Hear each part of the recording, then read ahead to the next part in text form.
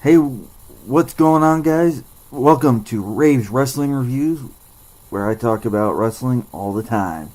Today we won't be discussing a wrestling event, pay-per-view, whatnot, yet. This is the first episode, and with any luck I will be doing one pay-per-view review every week. I've got a couple of ideas in my head of what I'm going to go for. So anyway, today we will actually be discussing the John Oliver WWE expose segment, whatever you want to call it. And actually, it's about time someone did a piece on this, because this isn't just Vince or WWE. This is,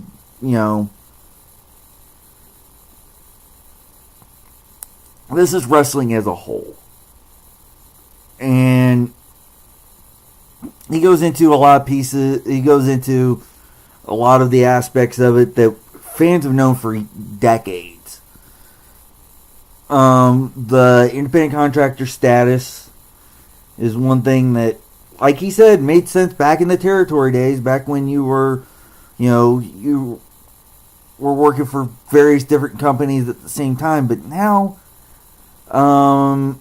it's with how WWE likes exclusivity,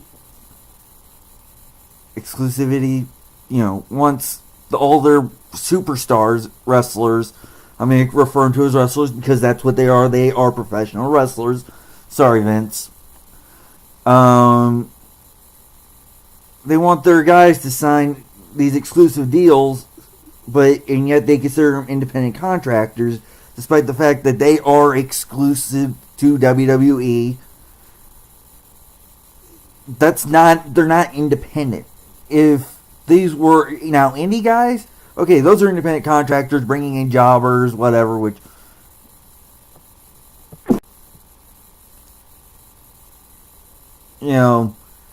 those guys are independent contractors. They are in charge of their own booking, their own deals, all of that. They're not exclusive guys. But WWE likes their guys to be exclusive to them. So how are they independent? If you make them sign a contract saying that they cannot work for any other promotion at any time, your standard WWE contract is an exclusive one. You work for them unless you're, a Hall of Famer, and then you get to work on their, Legends deal. But that's so out there. Obviously that's a whole other ball game. But right now you've got guys, signing all these deals. WWE is hoarding wrestlers like crazy, and they make them sign independent deals, exclusive deals, but they're still considered quote unquote independent contractors. Even John Oliver said it doesn't make any sense. You think of a plumber or a construction worker; those are independent contractors. They're signed on to do this one job. But they work for themselves. This isn't, your Roto-Rooter or, something like that. These are exclusive wrestlers. They cannot work for any other wrestling company other than WWE. The moment they sign that deal, now there are some exceptions. They'll sometimes let guys finish up indie dates.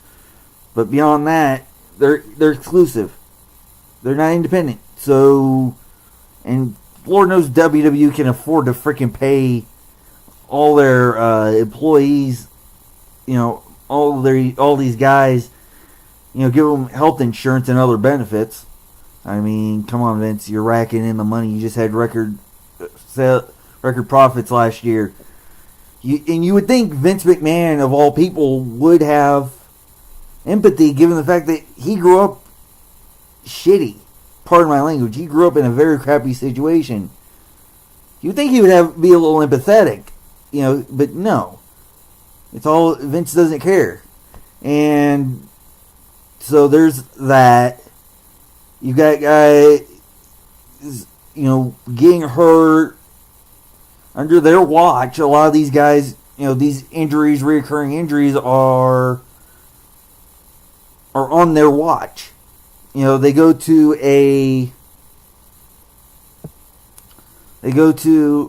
at these house shows. They get hurt. You got, and that's another thing is WWE does not have a off season. Pro wrestling does not have an off season. And Vince, WWE specifically, because they're the only one that runs even remotely this kind of schedule, got guys on the road 200 plus days a year. I mean, come on now. Give them an off season. Or you don't even have to give them a true off season. A true off season wouldn't be needed if they would cut out 90% of the house shows. I mean, really, house shows are archaic, not really needed in a WWE type format. WWE has a monopoly. And then, he also talked about possible unionization. He showed Jesse Ventura interview, Howard Stern. And Jesse Ventura, back in, I think it was in the late 80s, wanted to try and get a union started because he saw what the hell was going on behind the scenes. Unfortunately, Terry ratted him out. That's Hulk Hogan for you guys. Ratted him out, and so that whole idea got squashed immediately, despite the fact Ventura saw what was going on. Dare I say, he was looking into the future of these guys wrestling in the 50s and 60s. I mean, you got guys, Terry Funk, who is 71 years old, is still wrestling. Give me a break. Guys like him shouldn't have to wrestle at that age. Vader, for instance, died. Well, he still had dates. He had major heart surgery and then was back in the ring short time later. I get it, that's not necessarily on WWE, but that's on the pro wrestling industry as a whole. If wrestling had a union, and obviously it would take someone big like Vince or Shahid Khan, AEW, to have to spearhead this, and AEW is working on it. Right now, from what I've understood based off of my internal knowledge, only full-time employees have the insurance just because of all the hoops you got to jump through to get that. But there are plans, and they would like to be able to give guys health insurance because it's ridiculous in a true pension and all these other benefits, so that guys wouldn't have to wrestle that long. Again, Terry Funk, 71 years old. Obviously, he doesn't wrestle anywhere near as often as he did, but you think about all the hell his body's been put through even in the last 20 years. I just watched One Night Stand 2006, Barbed Wire. He's cut on his eye. He has he's wrapped in barbed wire. Now, obviously, that's on him, but still, though, that's happening on WWE's watch. Whatever. And he goes on, and about the independent contractor deal, Raven actually filed a lawsuit disputing the independent contractor status, but it was tossed out on, and I thought it was courts tossed out just off of merit, but apparently it got tossed out because of statute of limitation, but the point still stands. You got in Vince, and they showed the Real Sports Talk interview with Vince, and Vince said, why should he be responsible? He deflected responsibility just like he did in 1995 about when the whole steroid scandal. He refused to take responsibility. Those guys were having to take steroids because that's the image Vince wanted for wrestling. He could have easily put a stop to it if he wanted to, but he likes those big muscle guys. I mean, it's a shocker. Guys like AJ Styles and Daniel Bryan are getting, Finn Balor, which, although one could argue that he's being horrendously used, are are getting the shot, despite the fact that 10, 15 years ago never would have happened. I mean, the only reason why they gave it to Ray was because of Eddie Guerrero, which they also brought up Eddie Guerrero. But, and while definitely there were situations where where John Oliver left out context. You know, while he did leave out context, the facts are still the facts. And you could have substituted WWE in this segment for pro wrestling as a whole. Something has got to change because you got guys dying at extremely young ages. I mean, WWE still deflects. While they kind of accepted blame for Owen Hart should have never done that. He should have never had that happen. And while I've definitely been on the side that Martha is letting this thing drag on, that's a whole other topic I'll get into at some point. Especially considering WrestleMania is next week and the Hall of Fame's on Saturday. But, you know, I'll discuss that at a later date because this is about the John Oliver segment. And he also failed to bring up... He did fail to bring up a couple of things like the wellness policy, but that wasn't until after Eddie Guerrero had passed, after the Chris Benoit tragedy. Which, if those things had been in place, if a true wellness policy, which I'm more than convinced at this point that the wellness policy is nothing more than an PR stunt. Sorry. Nothing more than a PR stunt at this point. Really, I mean, you got guys like Randy Orton who, you know, the top guys are pretty much protected from that because Randy Orton should have gotten fired after his name came, after all the wellness violations he had. But now, it was a really good segment though, and do not be surprised if you have chants happening at WrestleMania, at Raw tonight. I would not be surprised if you have chance at SmackDown Live tomorrow night, which that'll be really interesting. I will be watching Raw. Expect probably a video tomorrow, maybe, about that. I don't know yet. But the segment was spot on. Fans have been saying this for decades. I've been very vocal about it on social media that pro wrestling's needed unionization for a while to at least protect their employees, to at least protect them. Insurance, make it. Again, this country needs universal health care as is. I've been down that road before. You know, but you got guys in WWE bringing home massive paychecks, looking at you that don't do anything on TV. Looking at you, Brock, lazy bum. No, I'm not afraid to say that because he's bringing, you know, but those are subjects for a whole other video, which, I'm giving myself plenty of criteria here. Point still stands. The segment was really good. I watched it. There was some context left out. It was a really funny segment, too. He brought up, you know, it was a really funny segment, but also informative. I'm hoping now that someone like John Oliver brought this to the mainstream. You know, HBO show is extremely popular in general. Hoping that this will become, things will change because the fact of the matter is you've got guys who should not be wrestling. Abdullah the Butcher's in the freaking 70s and he's still wrestling, who really shouldn't have to. You know, it's ridiculous that Vince doesn't care. I mean, the real Sports Talk interview that John Oliver showed, Vince lashed out at him. Vince feels no responsibility for these guys, despite the fact that a lot of this is happening because of it on his watch or Ted Turner's back in WCW. You know, and I get it, not a lot of stuff was known, but Vince does not care that these guys, because it's all about this. He doesn't care. He doesn't care about the little guy in his company. He doesn't care the likes of Heath Slater, just to use a name.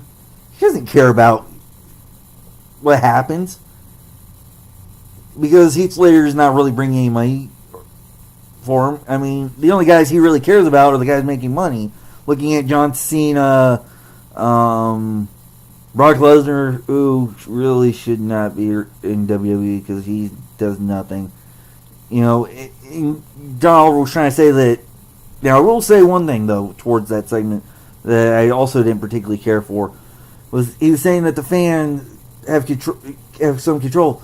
We don't have any control over it. Vince says that, oh yeah, we're the new authority. What does he do?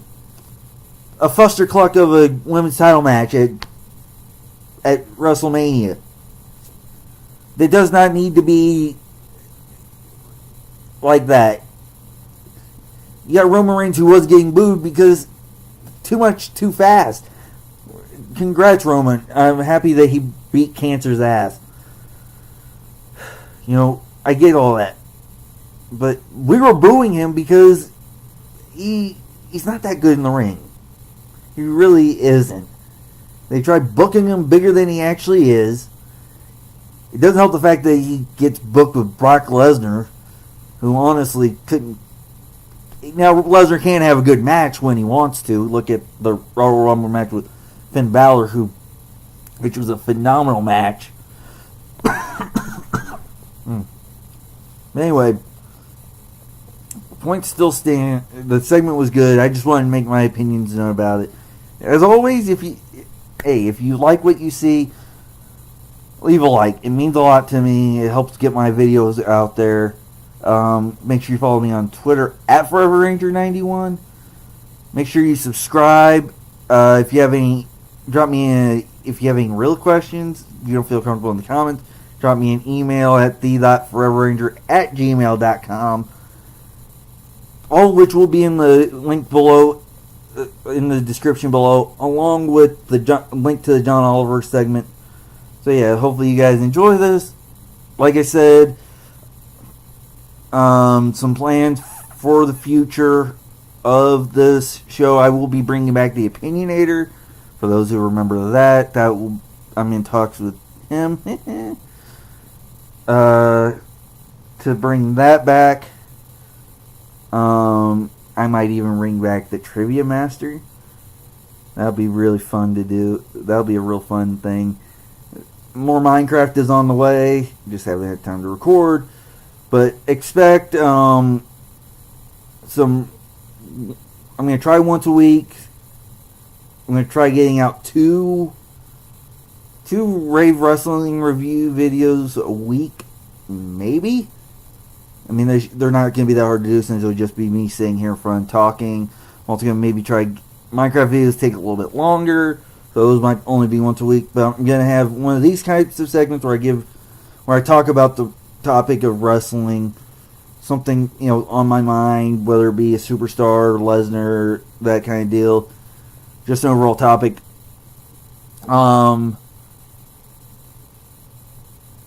And also, I will be trying getting one wrestling pay-per-view review out every week. Right now I'm going to focus strictly on WWE, which I've already got a couple in mind. First one will probably, I'm going to go ahead and say this, don't hold me to it. For those who are just now tuning in. I mean, obviously this is the first video. Expect it probably to be my very first wrestling event. Backlash 2002. That'll probably be the first one. If not that, I've got a couple of other ones in mind. Though if one gets released, it will probably be towards the end of the week. I'm going to try spacing these out. This will go up the day I record it, which is Monday, April Fool's Day. So yeah, expect all that. So yeah, hopefully you guys enjoy these types of videos. I'll see you guys on the flip side. Bye bye.